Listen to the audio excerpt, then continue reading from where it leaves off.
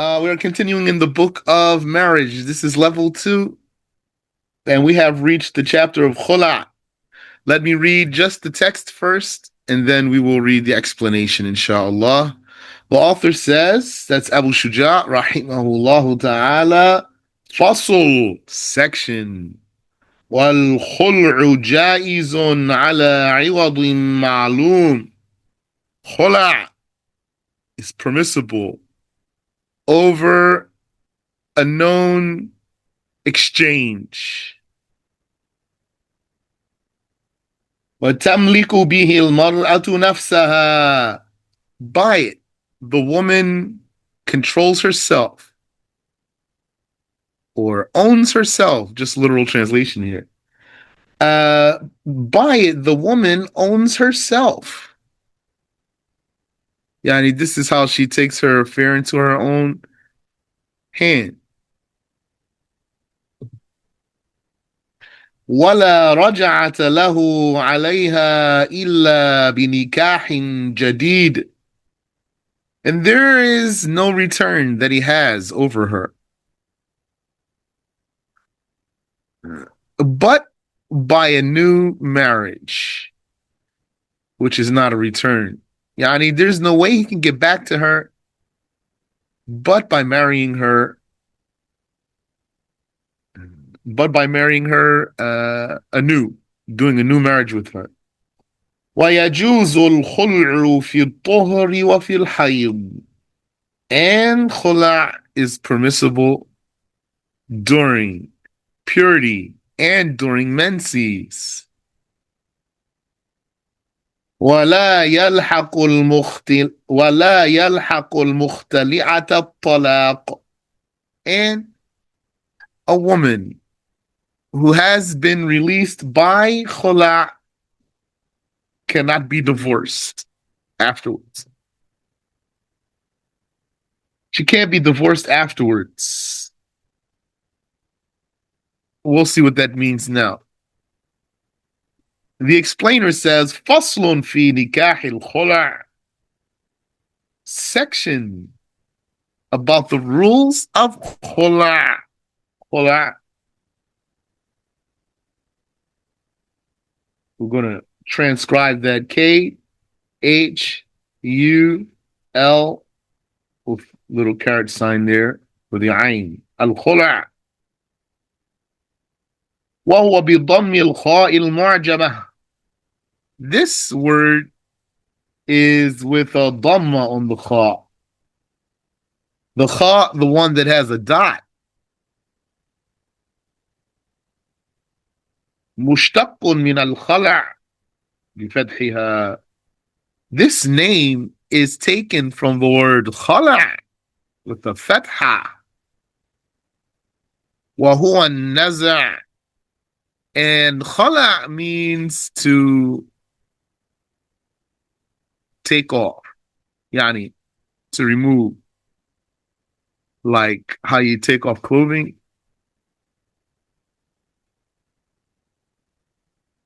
How one, for example, takes his shirt off or comes out of his shirt. That's naza', which is the meaning of khala', fatha. So there's a way of breaching a marriage. And that way is called khula' with a dhamma on the kha. Shar'an, and legally, it is furqatun bi'iwadin maqsood. It is a breach of the marriage by a sought payment. Iwad,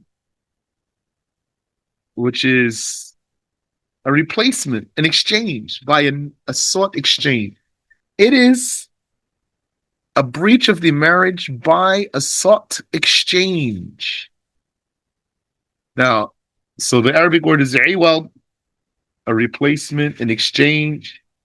What's being exchanged here? What's being exchanged here is her freedom yani freedom from the marriage, for whatever the payment is. Let's say she said to her husband, do a khula with me for $100. So he says to her, khala'tuki, I do khula with you, or I give you khula, or I do khula with you for $100. So right there, the marriage is done. She owes him $100.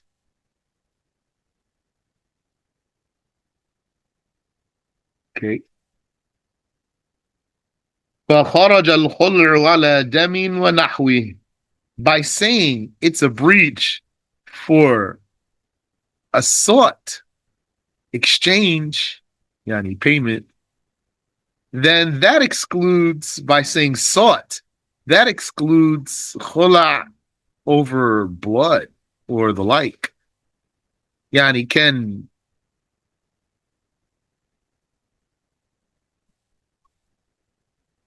can he say, okay, or can she say, I'll give you khula for a pint of blood?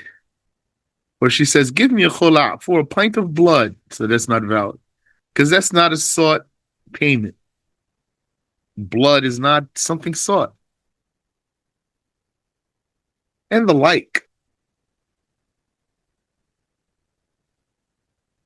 والخلع جائز على عوض معلوم.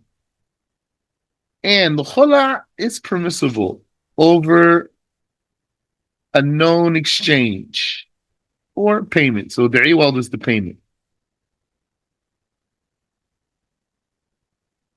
For a known payment, مقدور على تسليمه, a payment that one is able to submit. The khula is permissible over a known payment that one is able to pay. Who's paying? The payment is coming from which side? From the wife's side. So it should be payable. Just like we learned about a sale. Can you sell your runaway horse? No, because you can't hand it over. It ran away. So similarly, yani, just like in a sale, uh, the payment has to be submittable. Also, the payment in khula has to be submittable. فإن كان على عوض مجهول. So, if the khula were over an unknown payment, كأن خلعها على ثوب غير معين, like he gave her khula for unspecified clothing. For example, she says, I have these 3 outfits. Give me a khula for one of these 3. So he says, I'll give you a khula for one of these 3. So that means not determines which one. ثوب غير معين. He did khula with her over undetermined clothing. بانت بمهر المثل. The khula is valid. And she is separated from him. Yani, she is released from him. She gets her freedom from him, but not for the payment mentioned because it wasn't determined properly. So the khula is valid and she owes him the dowry of a woman like her. She owes him the dowry of a woman like her. Fati, don't let me forget to mention something for you, please, at the end of the lesson. So, you know what a dowry of a woman like her means, right? What's the case when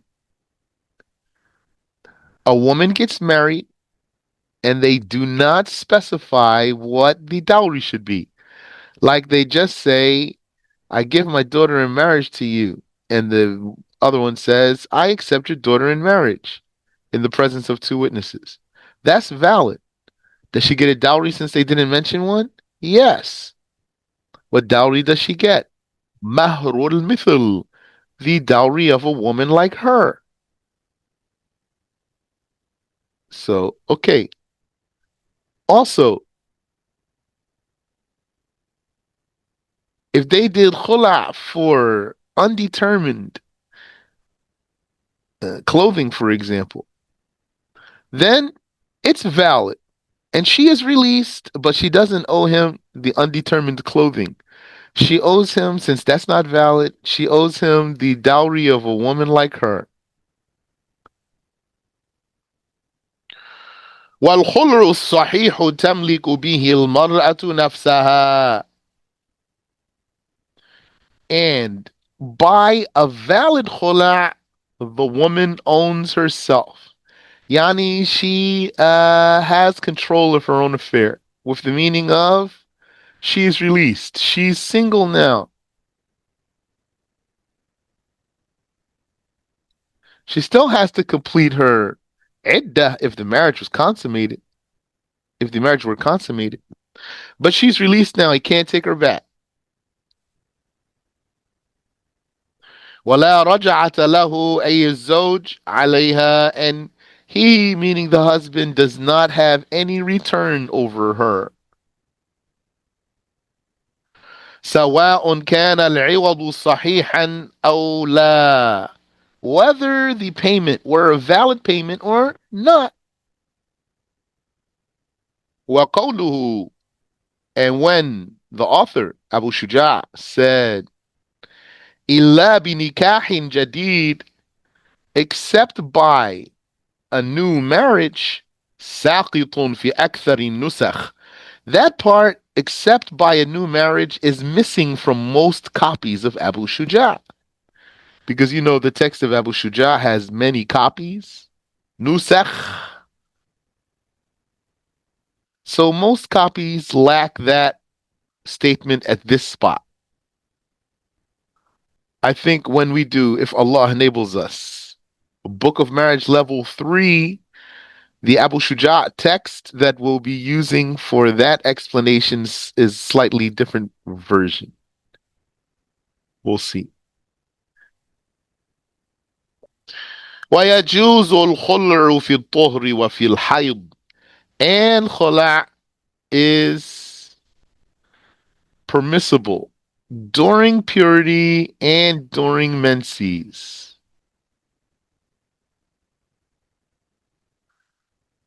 ولا يكون حراما, and it will not be forbidden during menses or during purity. Yani, there's no time that is haram, but we still need to check, does she need a reason to request it?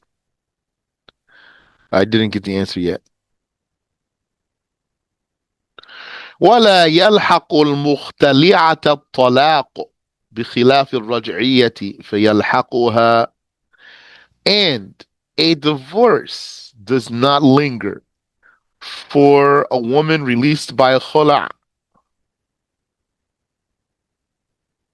as opposed to a returnable woman. A returnable woman, a divorce, yani the ability of divorcing her during her iddah is confirmed. You have a returnable wife. Yani you divorced her once or twice and you can still return her. And she's in her iddah. While she's in her iddah and you still have a return or two left, then you can divorce her again while she's in her iddah. However, a woman in her khula, you cannot divorce her on top of the fact that you just did khula with her. Once you do khula with her, this releases her. There's nothing left for you. So you don't have any return over her. And you can't get her back without a new marriage. That's the end of that section. Any question? Maybe I went fast there. So, but then again, probably you're familiar with the topic. Sheikh, I have a question. Yes, please. So she has to have a new marriage, but does that mean she has to marry somebody else first? No, Consummate no, that no. Does marriage? not mean she has to marry someone else first. Okay. Just means he can't return her. That's the benefit of her paying. This type Okay. of breach of the marriage contract will release her from him completely in such a way with the meaning that he can't return her. Okay. Salam alaikum, Sheikh. Wa alaikum assalam wa rahmatullah. How does this work if you were married Islamically, but at the same time you married um, in this society? One Okay. gets divorced Islamically, but they aren't divorced as the society is concerned because of they have issues, property issues, and they're not in agreement about the properties. They divorce Islamically, but not Yeah. divorce as the rules So in the if he's divorced society. Islamically, that means he is divorced in reality. And as for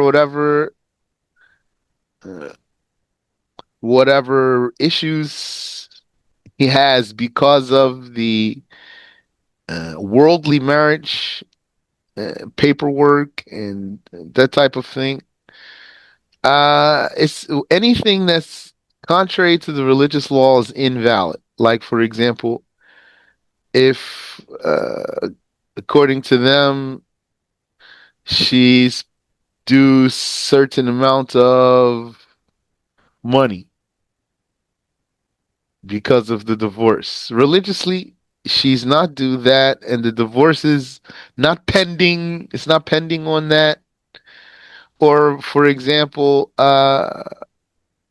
he divorced her, but according to the law of the land, they're not divorced because he didn't sign a paper or she didn't sign a paper. All that's anything that's contrary to the Islamic law is invalid. Okay. Thank you. You're welcome. Shukran. You're welcome. Okay. How about we read some of the text and then probably we'll save the explanation for next time. So, what did Abu Shuja say? He said, Fasl, section. وَالطَّلَاقُ ضَرْبَانِ. Divorce is two types. صَرِيحٌ وَكِنَايَةٌ.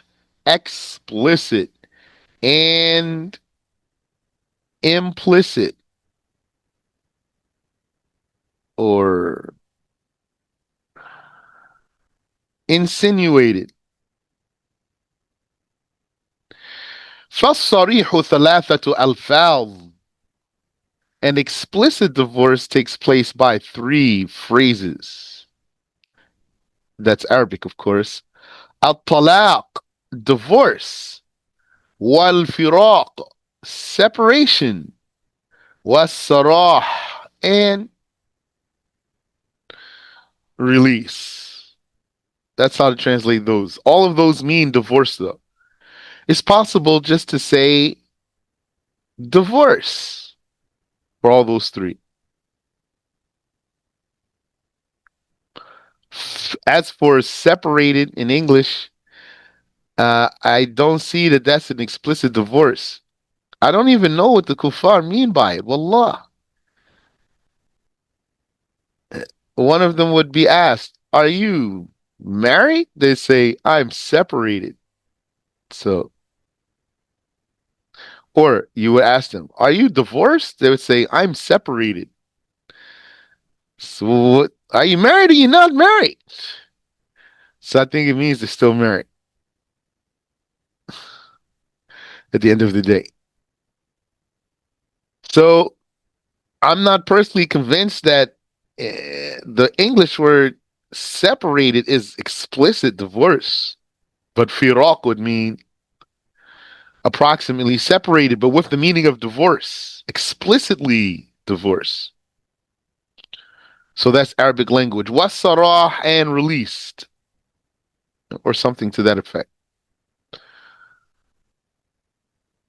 Also, if a man said to his wife in English, "You are released," don't see personally. I don't understand that that's an explicit divorce. But the word divorce is explicit.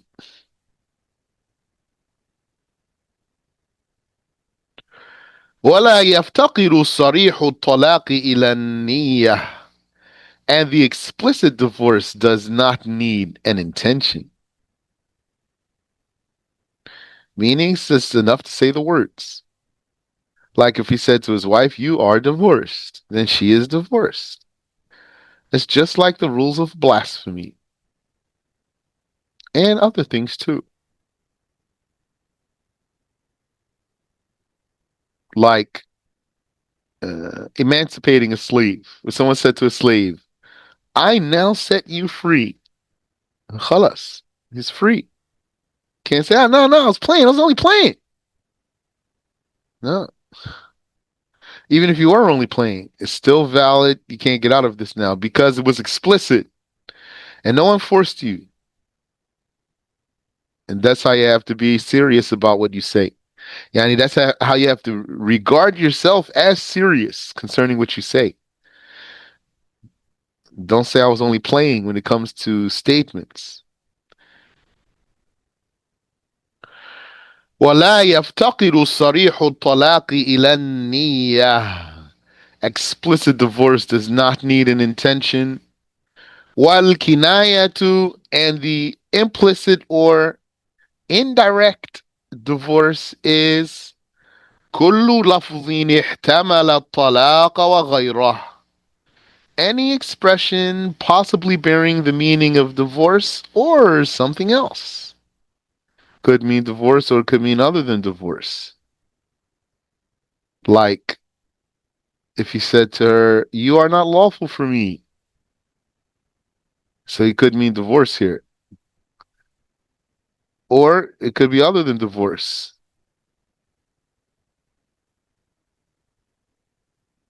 Or if he said, "Cover yourself in front of me." Or he said, "Go back to your family." None of those are explicit divorce statements, but they could mean divorce if that's what he intended by them. وَيَفْتَقِرُ إِلَى النِّيَّةِ, and therefore this needs an intention. Also, just to remind you, what needs an intention concerning divorce when it is written? A written divorce needs an intention. So even if you wrote an explicit divorce statement, a person wrote to his wife on a paper or a text, "I divorce you." If he did not have the intention of divorce, it will not be valid. In other words, a written divorce has the judgment of an implied divorce. A written divorce statement has the judgment of an implied or an implicit, an insinuated divorce, meaning it needs an intention. Without the intention, merely writing it will not make the divorce take place. So he says, the explainer says, فصل في أحكام الطلاق. Section about the rules of divorce. وهو لغة حل القيد. Linguistically, talaq, which I'm translating as divorce, is undoing a bond. The talaq is undoing a bond, like untying a knot. وشرعا اسم لحل قيد النكاح. And legally, religiously legally, talaq is the name of undoing the bond of marriage. ويشترط لنفوذه التكليف والاختيار. And for it to go through, it's a condition that the divorcing one, that's the male, is accountable, so he's saying and he's pubescent, and choosing, so he's not being forced. If he's being forced to divorce his wife, then she won't be divorced without his intention. Meaning, even if he said an explicit divorce, but since he's being forced, then it needs an intention. أما السكران فينفذ طلاقه عقوبة له. As for a drunk person, though, who divorced his wife, it takes place. It's valid, despite his lack of mind, as a punishment for him. وَالطَّلَاقُ ضَرْبَانِ. And divorce is of two types. صَرِيحٌ وَكِنَايَةٌ. Explicit and insinuated. فَالصَّرِيحُ مَا لَا يَحْتَمِلُ غَيْرَ الطَّلَاقِ. And so the explicit one is the one that in meaning does not bear any meaning but divorce. وَالْكِنَايَةُ مَا يَحْتَمِلُ غَيْرَهُ. And the insinuation is what could bear another meaning other than divorce. وَلَوْ تَلَفَّظَ الزَّوْجُ بِالصَّرِيحِ وقال لم أرد به الطلاق لم يقبل قوله. And therefore, had a husband pronounced an explicit divorce, and then he turned around and said, I didn't mean it,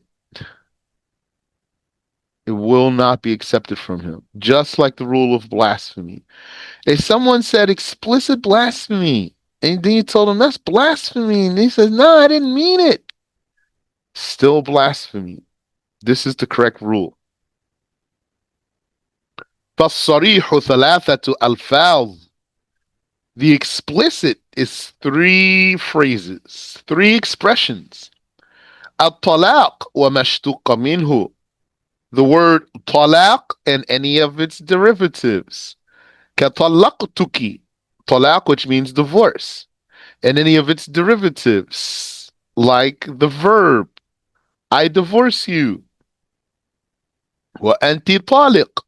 And like the adjective, such as you are divorced, woman, because the man is the one doing the divorcing. Yani the man won't be taliq. Only the woman will be taliq.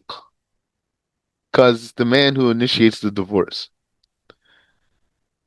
ومطلقة, or you could say مطلقة, taliq or مطلقة, divorced.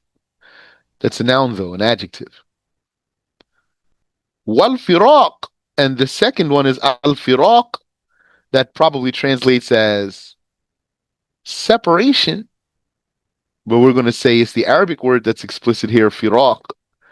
I'm going to say it's the Arabic word that's explicit here, firaq, not necessarily the English translation of separation.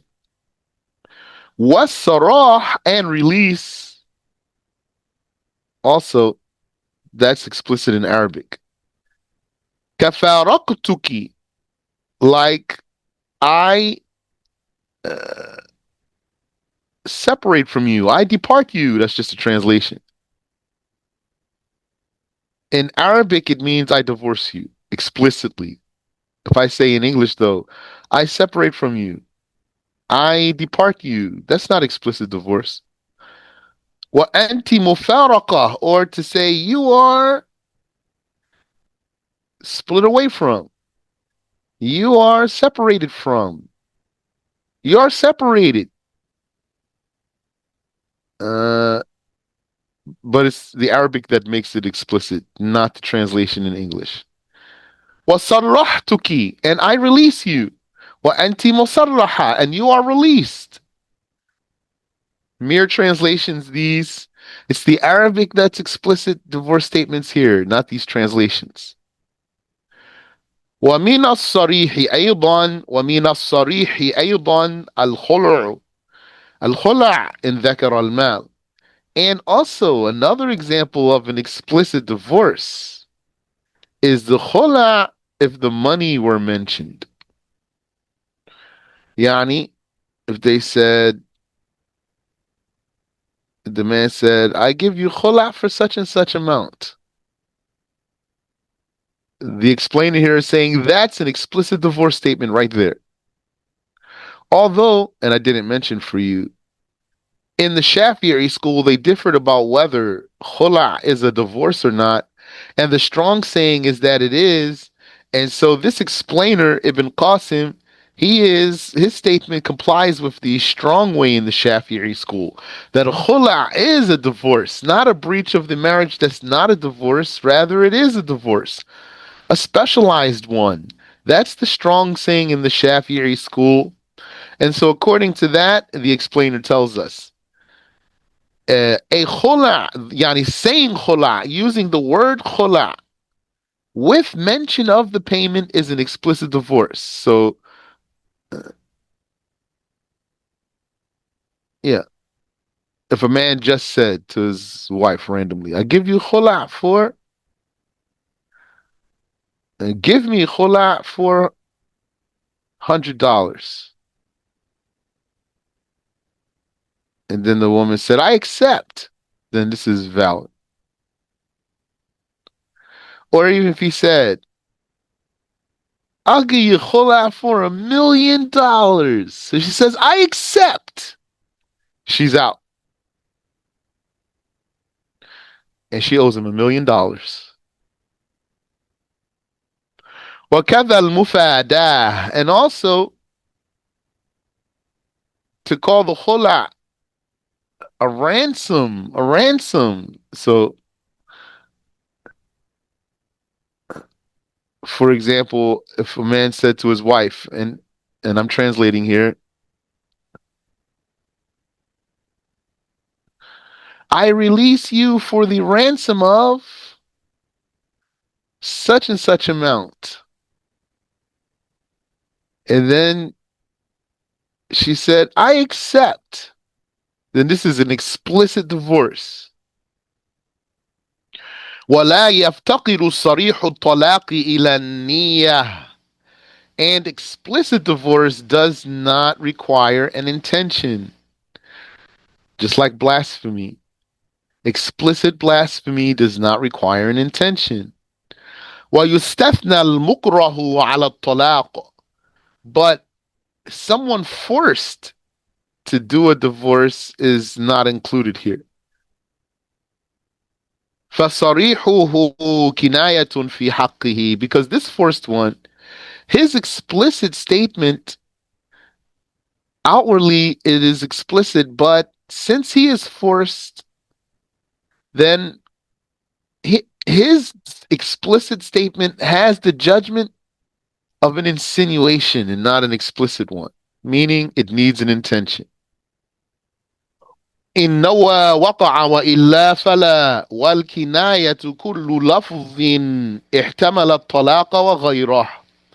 And the insinuation is every expression that possibly bears the meaning of divorce or something else. وَيَفْتَقِرُ إِلَى النِّيَّةِ, and it does require an intention. فَإِنْ نَوَى بِالْكِنَايَةِ الطَّلَاقَ وَقَعَ وَإِلَّا فَلَا. And so if one intended by this insinuation, he intended a divorce, then it occurs, or else it does not. وَكِنَايَةُ الطَّلَاقِ كَأَنْتِبَرِيَّةٍ, an implicit or an insinuated divorce is like for him to say, "You are free, you are single, خَلِيَّةٍ أَلْحَقِي بِأَهْلِكِ, go back to your family." وغير ذلك مما هو في المطولات, and other such statements that are in the unabridged books. Wallahu ta'ala a'lam. Allah knows best. Any question?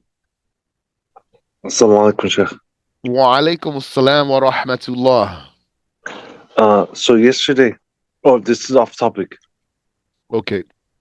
Yesterday, I was talking to 5 guys from a gym, and they were saying about how you can't call on other than Allah, and then they were saying things. So then I I'm like, okay, they're saying things of the Wahhabis.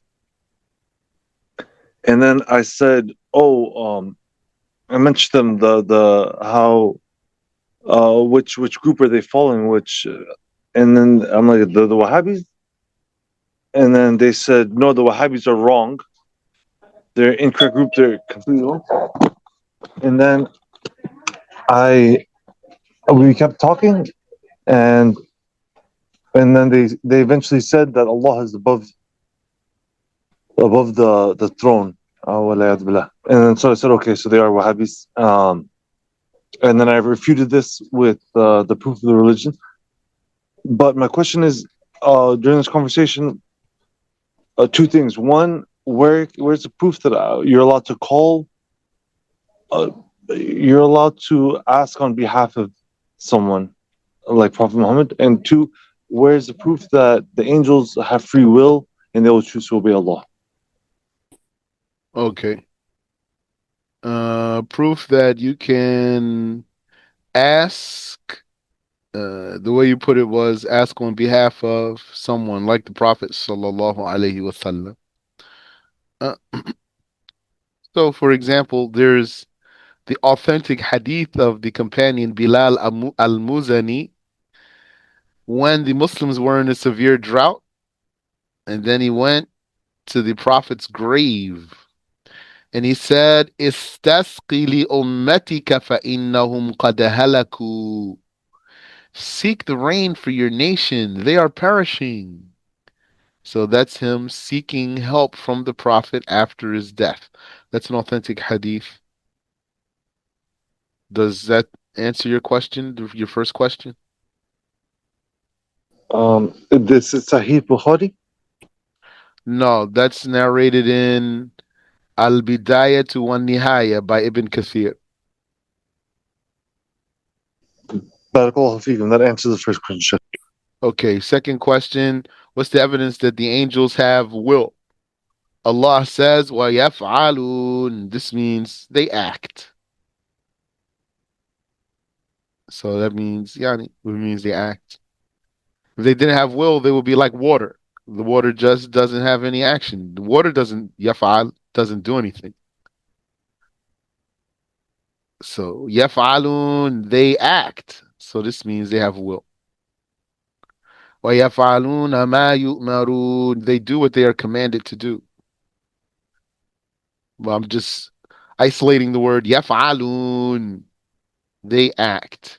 This is the proof that they have a will. And humans too. In other ayahs, when Allah said about the humans, yaf'alun, this proves that they have a will. This same word, Allah said it about the angels too. So proves they have a will. Barakallahu feekum, Sheikh. Ameen wa fikum. Falti, I wanted to clarify something for you. Do you hear me?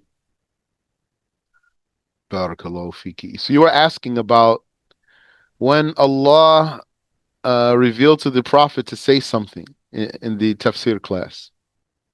When Allah revealed to the Prophet to say something, yani, perhaps not clear for you. His being commanded to say something is in the ayah, like the ayah will say, "Qul," say, O Muhammad, "Qul," and then whatever he was commanded to say, it's in the ayah. So you were asking me, unless I got the question wrong, how does he know what to say? It's in the ayah. So, قل تعالوا أتلوا ما, etc. تعالوا أتلوا.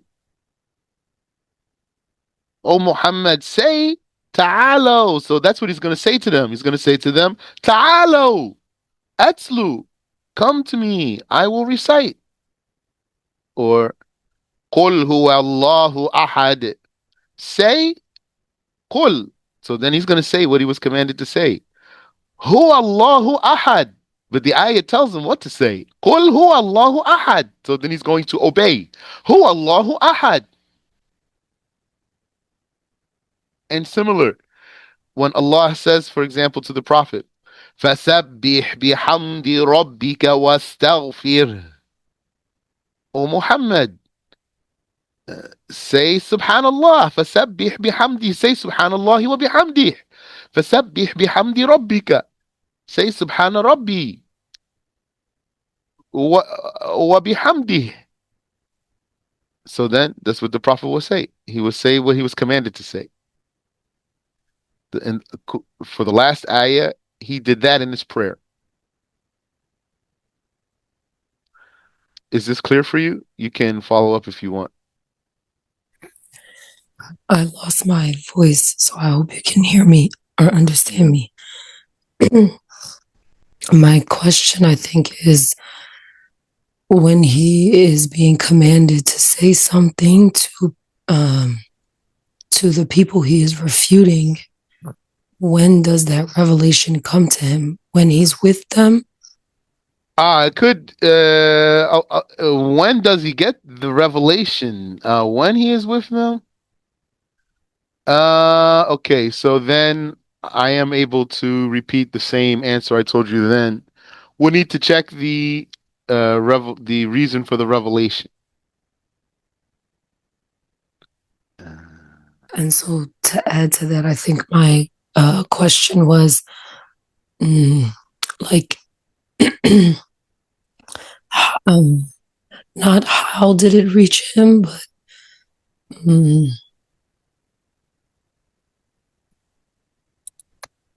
like I know that it's the kalam of Allah and it was revealed through Angel Jibreel. So I guess it would be a case-by-case basis, as you said. Like, when you say how did it reach him, you mean how did what they say reach him?